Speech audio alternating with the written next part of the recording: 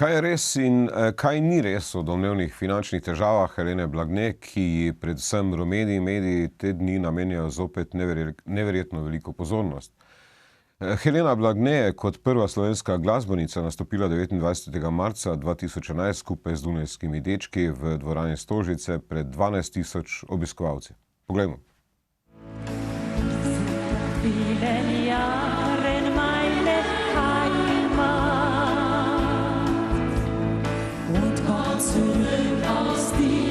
Großen Welt. Am Horizont begrüßen mich stolz die Berge. Hier ist mein Dorf, was mir so gut gefällt. Dort auf der Bank, da wartet meine Mutter.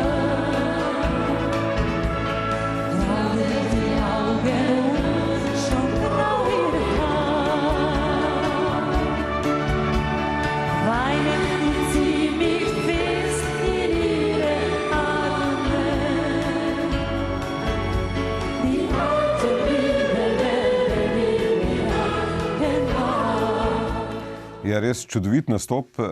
Zdaj seveda nekako po tem nastopu so se pa v medijih začeli pojavljati špekulacije o bankrotu, o blokiranih računih. Zdaj, Ivan, ti si bil direktor davčne uprave, seveda ne pričakujem od tebe, da boš izkoristil notranje informacije, ampak vendarle, koliko so ta namigovanja resnična oziroma koliko so posledica nekega spora ločencev, v bistvu ne. Torej, jaz še poslušam njeno pesem, tako da bom si vživel se nekaj sekund, ker je bilo res dobro.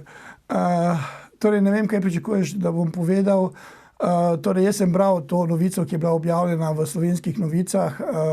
Za mene malo, bom rekel, preveč rumena, kajti mislim, da je tam bilo govora o nekih blokadah, ki so bile v več letih, torej ne v enem letu. Kolikor jaz vem, trenutno blokade ni na računu, torej ni nobenih, bom rekel, težav. Vsakdo od nas je bil kdaj v blokadi, nekdo zaradi svojih težav, nekdo zaradi tega, ker mu je težave naredil nekdo drug. Mislim, da tudi ti, Vlado, zelo dobro poznaš, kako to izgleda in enostavno jaz iz tega ne bi delal nobenega, bom rekel, tragedije. Veliko slovenskih podjetij je tudi občasno blokiranih. Težava je zaradi tega, ker ne deluje plačilni promet, težave so zaradi tega, ker se tudi sami kaj bom rekel, zaračunajo. In torej jaz mislim, da je bil namen tega članka nek popolnoma drugačen. Kakšen po tvojem? V bistvu, kaj misliš, škoditi Jaz, njenemu? ker sem ga prebral in recimo to, kar vem in kar mi je znano, je bil ta članek, ne bom rekel, da je naročen, mogoče polnaročen, mogoče pripravljen. Plačen, okay. Ne, to ne bom povedal, ker ti bilo je tam nametanih nekaj zadev, tudi ko nek bralec bere o nekem podjetju z Vrhnike, ki je bila občasno Helena direktorica, dobiš občutek, da je ona lastnica, ko greš gledati, kdo je lastnik, ugotoviš, da je njen bivši mož lastnik in tako naprej. Tako da to so, bom rekel, članki se bere, Helena Blagne je znana oseba, vsi o njej radi kaj preberejo, ampak mislim, da se včasih delajo prevelike krivice samo zaradi tega, da se pač neki mediji prodajajo. Zdaj, Tino, kako pa ti si v bistvu predsednik združenja, kako pa ti gledaš na ta tip informacij oziroma člankov v rumenih medijih? Ja. Dobro, da se najprej vprašal Ivana. Dobro, da se najprej vprašal Ivana, ker sem imel solzne oči. Mene je ta nastop tako ganil, da dobro, da nisem bil. Še zdaj imam polne oči solz. Tako da tudi pri tem članku sem bil zelo ganjen, ker je uboga reva, kaj zdaj delajo, kakšne krivice in tako. Ti se ne strinjaš z Ivanom, če te prav razumem? Šalo na stran.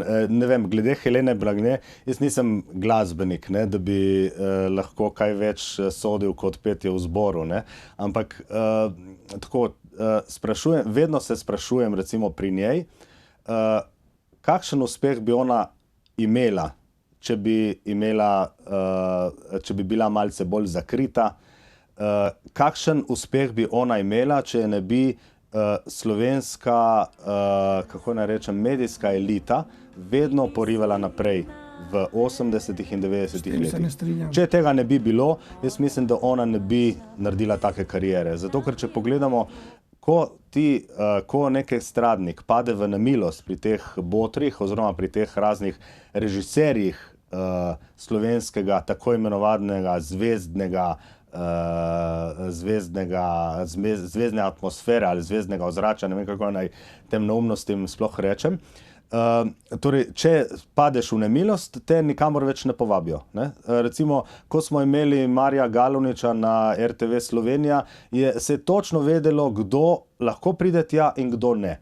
In Helena Blagne je bila vsako leto, tudi po večkrat, če je bilo treba, Đani Rijavec pa praktično nikoli, zato ker je politično nekaj povedal in jim to ni bilo všeč.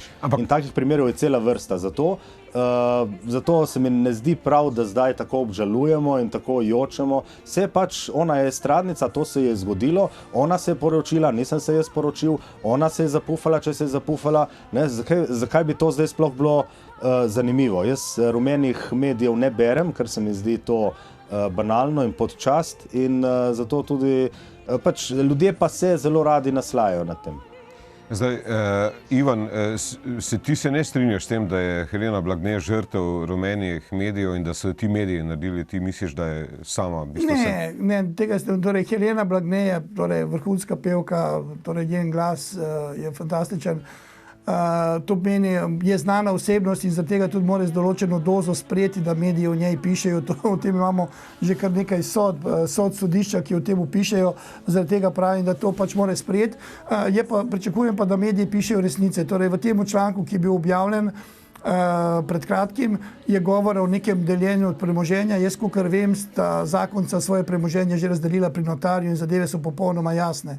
Govora je bilo v neki hiši, za katero jaz vem, da je bila njena last že preden sta se poročila.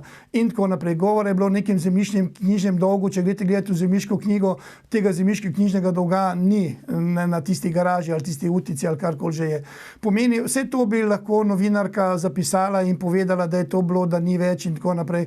To pomeni, priprav takšen članek o zadevah, ki so boleče v tem trenutku, ni fair in jaz enostavno menim, da morajo tudi mediji imeti neko toleranco do neke zadeve in ko ugotoviš, da je dejansko kaj narobe, potem o tem pisati, ne pa posegati v tako zasebnost, kajti za mene je to, ta članek je šel čez neko meje, bom rekel, novinarske etike. Zdaj, Ivan, jaz bi se strinjam, načeloma se strinjam, kar pravi Ivan, ne, da se o medijskih humorih, v bistvu se verjetno strinjaš, da so o naročenih medijskih humorih v Sloveniji, o tem bi lahko dosti povedali. Ampak po drugi strani, če pogledamo, ona je bila v medijih, recimo, ko se je ta zgodba začela, ne, ko se je ona poročila sredi Ljubljane, v frančiškanski cerkvi, potem je šla z ne vem koliko metrov dolgo vlečko po stopnicah, da so jo vsi spremljali, vsi Ljubljančani, mimoidoči in novinarji.